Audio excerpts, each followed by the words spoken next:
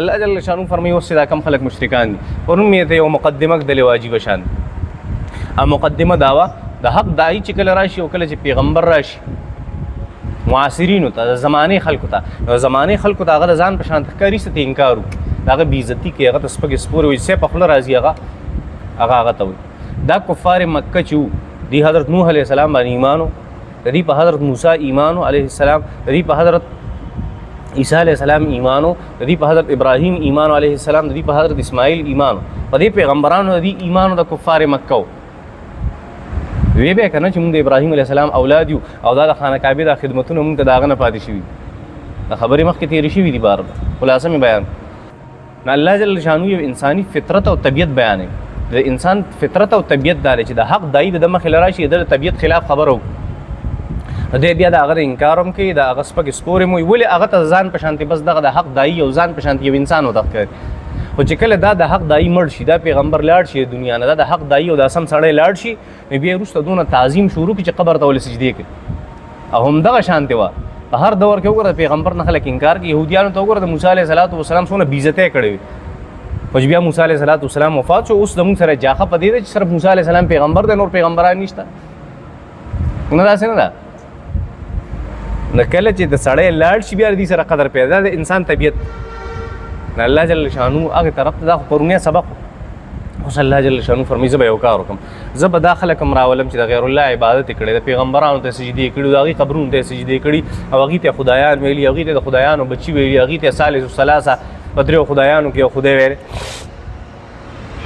دا قسم قصې کړي دا پیغمبران به ودرو خپلې مخې ته او دغه خلک چې دا کوم مشرکان دي او په جهنم کې تړلی شوي دا به خپلې مخې ته ودرو بیا به دې چې دا چا عبادت کړی دی که نه دې ته به وایم چې هلکه دا خلک د تاسو ګمراه کړي وو که نه دا په خپله ګمراه شي پیغمبرانو نه به تپوس کوم چې یاره دا خلک دا معبودان چې دی دې نه به تپوس کوم چې یاره دا چې کوم دا کافرو مشرکانو دوی تاسو ګمراه کړي دا ستاسو د وجې نه ګمراه شوي او که نه دا په خپله ګمراه شي ای وی یا الله همیشه خو مونږ ته آواز کړی موږ به خلکو ته څنګه وایو چې مونږ ته آواز کوئ همیشه خو مونږ ستا عبادت کړی نو موږ به بل ته څنګه وایو چې زموږ عبادت همیشه خو مونږ ستا محتاج وو او ستا د احتیاط هم کړی اظهار هم کړی د هغه ښکاره کړی چې مونږ ستاسو یو محتاج یو خدایه زه به بل ته څنګه ووایم چې زما نه خپل حاجت څه کا هغه وغواړه دا به بل ته څنګه د هغې تذکره الله جل شانو کوي الله به ورته ووایي دې کافر او دې مشرکانو ته چې خوښ هم شوه انکار یې د نه وکړو تاسو خو دا به زموږ مدد کوي دا به زموږ سفارش کوي دا به زموږ نه ښکته بره کېږي اوس هغې د براعت اعلان وکړو ستاسو او دغې وخت کې به د دې لویه بېعزتي هغه په نصیب شي د هغې تذکره کوي الله ویومه په هغه ورځ باندې یحشرهم الله به دا خلک راجمه کړي وما او هغه څیزونه هم راجمه کړي یعبدونه چې د خلکو عبادت کوي من دون الله ما سوا د الله دا یو لوی بحث دلته چې دا ما دا الله جل شانو ذوی العقول یادوي که غیر ذوی العقول یادوي په دې تذکره مخکې په هغه ځای کې شوی په صورت انبیا کې تقریبا چې انکم وما تعبدون من دون الله حسب جهنم هلته مې ته دا تذکره کړې نو وما او هغه څیزونه هم راجمه کړي یعبدونه چې دا خلک عبادت کوي من دون الله د الله نه ښکته څیزونه دي فیقولون الله به ورته وایي اانتم اضللتم عبادي هؤلاء تاسو زما دا بندگان گمراه کړو انتم آیا تاسو اضللتم تاسو گمراه کړو عبادي زما دا بندگان هؤلاء دا ټول چې ولاړ دي دلته د جهنم په غاړه ام هم ضلوا السبیل یا دین په خپل لار خطا شوی ام هم یا دا خلک چې دي ضلوا دي خطا کړو السبیل لار قالوا دی وای سبحانك خدای پاکي دې تعالی رم به ولې چاته وایي چې زموږ عبادت دا به پیغمبران او دغه معبودان به وایي قالوا دی وای سبحانك پاکي د خدای تعالی را دي خبرونه ته پاکي ما کان ينبغي لنا زموږ لپاره مناسب نه دي جایز نه دي ان نتخذ من دونك من اولیاء جستانه علاوه بل څوک خپل دوستان مونږ تخپل دوست کړی وي الله خپل حاجتونه هم تا تقدیلونه زه به اوس بل ته څنګه وایم چې خدایا بل ته به څنګه وایم چې زمانه خپل حاجت وغواړ نو سوی نشته جایز نه جایز نه دي زموږ دپاره ان نتخذ چې مونږ نیولی وی من دونک ستانه علاوه من اولیاء څوک دوستان اولیاء ولکن متاتهم وآباءهم حتی نسوا الذکر کله چې د پیغمبرانو نه دا تپوس شي او د دې معبودانو نه تپوس شي چې تاسو دې خلکو ته ویلي چې زموږ عبادت او یا الله مونږ ته نه وي مونږ دا کار نه کوو مونږ ستا عبادت کوو نو مونږ به هغې ته څنګه ووایو چې زموږ عبادت بیا به یو بله ایشو جوړه شي ایشو به دی چې دي ګمراه شوي بیا ولې دي ولې ګمراه شوي داخله بیا به دغه پیغمبران یو خبر وکړو خدای چې تا په دې ډېر زیات احسانات کړي ډېر نعمتونه دی ول ورکړي، ډېر مال او دولت ته ورکړي، ډېر ماڼۍ دی ورکړي، بنگلې دی ورکړي، د دې ځان له پروتوکول دی په دنیا کې ځان له حیثیت نو هغه دونه زمانه په دې باندې تیر شو د مال او دولت او د دې مالداري او د دې فراوانه او د دې مسته چې دی گویا چې د مال او دولت او د خپل عزتونو او د خپل شهرتونو د خپل ځان حق وګڼو دا زما حق ته نو هغه خبرې دي گمراه نعمت خو الله جل شانو د دې لپاره ورکوي چې الله جل شانو شکریا ادا کړي خو دې د نعمت ته شکریا په ځای هغه شی چرته بوت کو شهوت ته بوت خپل حق یې وګڼو چې د مال او دولت او د تمام سيزونه دا زما سدي دا زما حق د قیامت پورې به هم زه دغه شانتي یم او بیا که د قیامت نه پس سرته ژوندو او قیامت راغې نو بیا به هم زه داسې ښیم چې دلته ښیم هلته به هم ښیم د دې خبرې دا خلک پاوا کړو او وګورئ کوم خلک چې هغه د یو څو پیړو نه په مالدارۍ کې را رواني د هغې همدغه ترتیب چې هغه دا سوچ کوي چې دا مال او دولت زما د آبا او اجدادو سره او دا ما سره به وي او زما نه پس په خلکو سره وي او د قیامت په ورځ اخوا څه شته نه او که چېرته صحیح که نه بیا به همدغه شانتې مونږ کامیاب یو لکه دلته یې څنګه کامیاب الله جل شانو فرمایي دا غلط فهمي ده پیغمبران به دا وایي چې خدایا تا ول نعمتونه ورکړو د هغې نعمتونو نقصان هغه دا راووتو که نه چې دې ګمراه شو د سمې لارې په کار دی ستا شکریه یې ادا کړی وی څنګه چې د هغې څه شی د شکریا د ادا کولو حق دی او د هغې حق جوړېږي چې انسان شکریا ادا کړي د الله جل شانو الټه دی څه وایي په هغې باندې ګمراه د هغې تذکره به دا څه وکړي دا پیغمبران به وکړي په هغې جواب نو څه وایي الله جل شانه ولکن متعتهم خدای خو تا دې له ډېره نفع ورکړه و آباءهم د دې آبا او اجدادو له حتی نسو الذکره تر دې پورې چې دې نه قرآن هېر شو څه تېر شو قرآن تېر شو الذکره نصیحت تېر شو الذکره د پند دغه خبرې تېرې شو الذکر شریعت تیر الذکر ایمان تیر دا ټول باندې حتی نسو ذکر خپل ایمانیات خپل عبادات خپل معاملات هغه درې خبرې چې مې ته پرون کې مې کړې وي د الله حقوق او د پیغمبر حقوق او د انسانانو حقوق چې کومو اخلاقیات چې کومو هغه ته هیر شو صرف مال او دولت هغه ته ښکارېدو چې زما بس دغه دي په کائنات همدغه شانتي کې حتی تر دې پورې حتی نقصان دا شو حتی د دې درې معنی کوم څو معنی دی د حتی یو معنی تر دې پورې نو بیا دې نه دوه معنی راوځي حتی فایدې دا شوه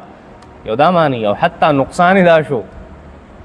نتیجې دا شوه دا معنی دی حتی نقصان دا شو نسو چې دې خلکو هیر کړه الذکر شی ایمان او قرآن هیر کو وکانو قوما بورا او دا قوم داسې قوم بورا هلاک شوی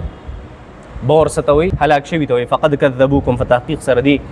انکار وکړو ستاسو نه بما په هغه څه تقولونه چې تاسو به وي دا اوس بله خبره ده دغه خبره ختمه شو الله جل شانو به دې ته وایي چې تاسو چې کومې خبرې کولې چې دا پیغمبران او دا بوتان او دا پلانکې او پلانکې به زموږ سفارشونه کوي هغې خو الټه انکار وکړو په تاسو باندې څه وکړو نکیر وکړو چې هېڅ هم نشته دا بېوقوفه قوم دی غلط قوم دی دا په خپله ګمراه شوي دي مونږ نه دي ګمراه کړي الله ورته دا وایي فقط کذبوکم په تحقیق سره دې خلکو او ستاسو نه لږ انکار وکړو بما د هغې خبرو انکار وکړو تقولونه چې تاسو په دنیا کې وي فما تستطيعون صرفا ولا نصرا اوس دوه آپشنز دي یو آپشن دا دی چې تاسو بیا وتښتئ زمانه الله جل شانو فرمایي لا تستطيعون صرفا تښتېدی هم نشئ زمانه واپس کېدی هم نشئ بدلېدی هم نشئ زمانه بل خوا نشئ تللی زمانه ولا نصر او دویم آپشن دا دی ستاسو څوک مرسته وکړي مرستې والا خدا دي ولاړ دی پیغمبر نه والا د بوته پورې ټول ولاړ دي هېڅوک مرسته نشي کولی دا اوس څه کې فلا فما تستطيعون ستاسو طاقت نشته صرفا د اورېدو تښتېدی هم نشئ دنیا ته واپس ولا نصر او نه ستاسو څوک مدد کولی شي ومن یظلم منکم نذقه عذابا کبیرا اوس په چا چې په تاسو کې ظلم کړی یو شرک کړی هغه له به زه دا لوی عذاب ورکوم ځکه الله جل شانو چې عذاب ورکوي الله جل شانو د جرم نوعیت ته ګوري څه ته ګوري د جرم نوعیت ته سوال جواب در کومه سوال پیدا شي هلکه یو سړی دی د کفر یو ځلې کلمه وي یو کلمې د کفر وي یو ځلې وي او زه کفر یې وکړو شپېته کاله وکړو نو ته همیشه د جهنم دی دونه خطرناک اور ته ولې ورولي دا ظلم نه دی نه که نه دا ظلم نه دی ظلم نه دی په جرم کې خلک دې ته نه ګوري چې ټایم یې څونه اخیستی دی په جرم کې خلک دې ته ګوري چې دا جرم د کم نوعیت دی څومره لوی جرم دی او څونه وړوکی جرم دی که ټایم یې ډېر اخیستی که لږ یې اخیستی بیا خو د دې دا مطلب شو یو سړی هغه بل نه ډز ویشتو او حکومت پاکستان وي چې دا به همیشه په جیل کې همیشه سزا ولې ورکوي د ده په جرم خو صرف 15 منټه لګېدلي نو موږ به ورته وایو چې نه موږ د جرم نوعیت ته وکته او دله هم سزا ورکړه د الله قانون هم داسې دی چې د جرم نوعیت ته ګوري چې تا کم قسم جرم دی کړی لکه ګناه دې کړي نو هلته به صرف سروس سټیشن ته به دې بوځي سروس به دله وکړي صفا به دې کړي واپس به دې جنت ته راوړي د جرم نوعیت وړوکی و بس لږه شان سزا راته میلاو او د جرم نوعیت چې هغه کله غټ شو بیا الله چې خبره پالیسۍ ته ورسېد چې الله پالیسي دې چیلنج کړه چې کفر دی عقیده دې چیلنج کړه نو بیا الله جل شانو عذاب ورکوي او د همیشوالي عذاب خبره اسانه ده که ګرانه دا اعتراض به ځان سره ذهن کې یاد وساتئ او دا جواب به ځان سره یاد وساتئ ملحد دوکه نه کړي پوهېږي چې د کفر کلمه خو صرف په یو سیکنډ کې ویلې ده او زیات نه زیات 15 کاله عمر یې په دنیا کې تېر کړی دی نو په زرګونو کاله عذاب د دې ته خلکو ته دا وایي چې د اویاو میندو نه زیات محبت کوي د خپل بنده سره او اوس د اویاو میندو محبت وګوره سړی جهنم ته ګزار کړی دی همیشه په جهنم کې پروت او دونه خراب عذاب وله ورکوي چې لا تبقي ولا تذر هغه نه په اډو کې برېکلي او نه په غوښه باندې برېکلي داسې عذاب دی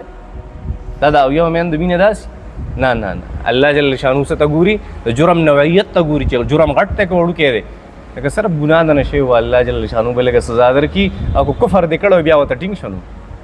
اسانه خبره نو ځکه څه وایي ومن یظلم چا چې شرک وکړه منکم ستاسو نه نذقه موږ به پرې اوسه کوو عذاب انداسې عذاب کبیرا ډېر لوی ځکه نوعیت ډېر خطرناک دی د جرم چې هغه شی دی شرک خطرناک وما ارسلنا قبلك من المرسلين الا انهم دا اوس جواب شروع شو دلته چې الله جل تاسو ویلي په سورة فرقان کې به ځای په ځای رد کېږي په سبانې په شرک باندې به رد کېږي د هغې نقصانات هغه به الله جل شانو ذکر کوي او ورپسې الله جل شانو به څه کوي یو بله خبره په رسالاتو باندې په پیغمبرانو باندې په نبوت باندې چې کوم اعتراض راځي د هغې جواب به کوي نو مخکې په نبوت باندې اعتراض شوت شوی چې ما لهذا الرسول یاکل الطعام ویمشي فی الاسواق دا څنګه پیغمبر دی چې دا خوراکونه کوي او په بازار کې ګرځي دلته ولې جواب ورکوي څه ولې ورکوي جواب ولې ورکوي وما ارسلنا قبلك من المرسلين الا انهم لا ياكلون الطعام ويمشون في الاسواق د دې نه مخکې چې پیغمبران تاسو منئ اوس مې ته وي که نه کفار مکه و 15 پیغمبران هغه منل حضرت نوح یې منو حضرت موسی یې منو حضرت ابراهیم یې منو حضرت اسماعیل یې منو حضرت عیسی یې منو علیهم الصلوات والتسلیمات دا ټول پیغمبران یې منل